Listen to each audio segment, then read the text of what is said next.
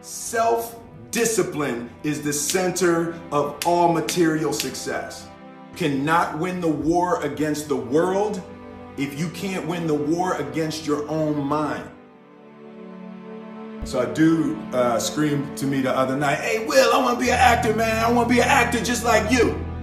People say stuff to me like that. I'm like, "Yeah, man, you know, you can do it." Give them an encouraging word. But I was just sitting here thinking, and it dawned on me, 99% of people that say stuff like that are not willing to do what it takes to make their dreams come true. The Marines have a saying, everybody wants to go to heaven, but nobody wants to die.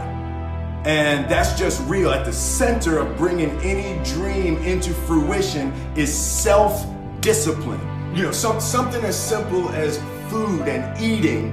It's not about your body as much as it is about your mind. It's getting command of your mind to be able to choose actions that are in your own best interest.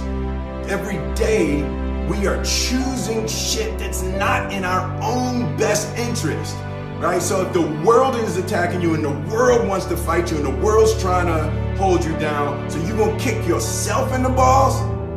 So you gonna stop yourself from getting what you dream. Self-discipline is the center of all material success. You cannot win the war against the world if you can't win the war against your own mind. I believe that self-discipline is the definition of self-love. That when you say that you love yourself, that means that you have behavior towards yourself that is loving. It's like you say to yourself, "Hey man, look, I know you want to eat that pizza and it'll be really good, you know, but I can't let you eat that, man, because if you eat that pizza, you're going to feel like shit, you know, and I love you too much to let you eat that."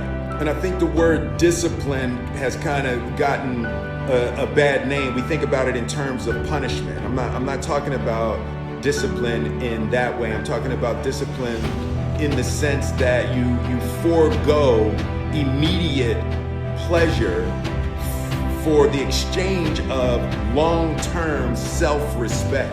Self-love is, "Hey, look, I know you got a test on Monday, you know, and I know you really want to go out with your friends. It's Saturday night, you want to go out, but if you fail that test, you're not going to feel good about yourself. You know, I love you too much to let you go out tonight." Self-discipline is self-love. If you want to be happy, you have to love yourself, which means you have to discipline your behavior. The road to sustained happiness is through disciplining your behavior. The only thing that I can see, you can never really look at yourself. The only thing that I see that is distinctly different about me is I'm not afraid to die on a treadmill.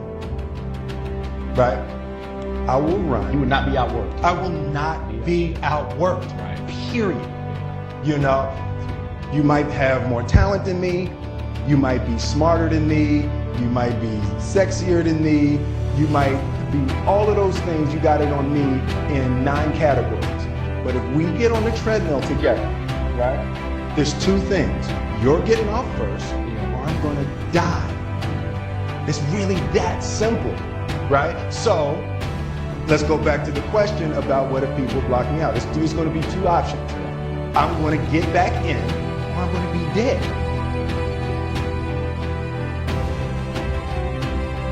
You're not going to outwork me. It's such a simple, basic concept.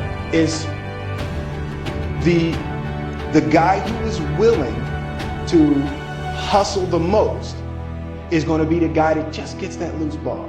You know, he got two. He go, ooh, God, he hustling, he grabbed that one. That was going to be out of bounds, but he saved it back in. It's like the commodity that I see the majority of people who aren't getting the places they want or aren't achieving the things that they want in this business is strictly based on hustle. It's strictly based on being outworked. It's strictly based on missing crucial opportunities.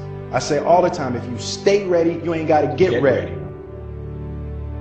And I learned very young From parents? from my parents, absolutely, that you don't try to build a wall.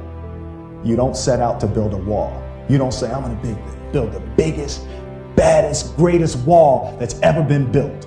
You don't start there. You say, I'm gonna lay this brick as perfectly as a brick can be laid. There will not be one brick on the face of the earth that's gonna be laid better than this brick that I'm gonna lay in this next 10 minutes.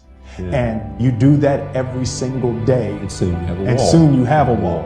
And I think psychologically, the advantage that gives me over a lot of people that I have been in competition with in different situations is it's difficult to take the first step when you look how big the task is. The task is never huge to me. It's always one brick. Me too. Greatness is not this wonderful, esoteric, elusive, God-like feature that only the special among us will ever taste. You know, it's something that truly exists in all of us. It's very simple. This is what I believe, and I'm willing to die for it. Period. It's that simple. I know who I am, and I know what I believe. I know who I am, I know what I believe. That's all I need to know. And that's all I need to know. So from there, you do what you need to do. You know, and I think what happens is we make the situation more complex than it has to be. Because we're looking for complexity. There's got to be something complex to understand. It can't be that easy. The separation of talent and skill is one of the greatest misunderstood concepts for people who are trying to excel, who have dreams, that want to do things. Talent you have naturally. Skill is only developed by hours and hours and hours of beating on your craft.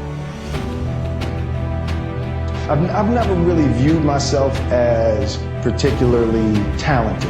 Where I excel is ridiculous, sickening work ethic. You know, while the other guy's sleeping, I'm working. While the other guy's eating, I'm working.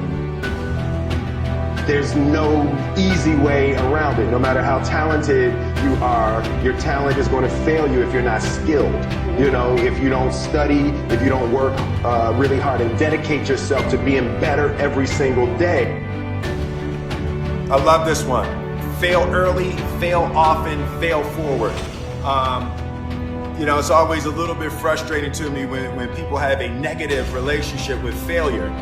Failure is a massive part of being able to be successful.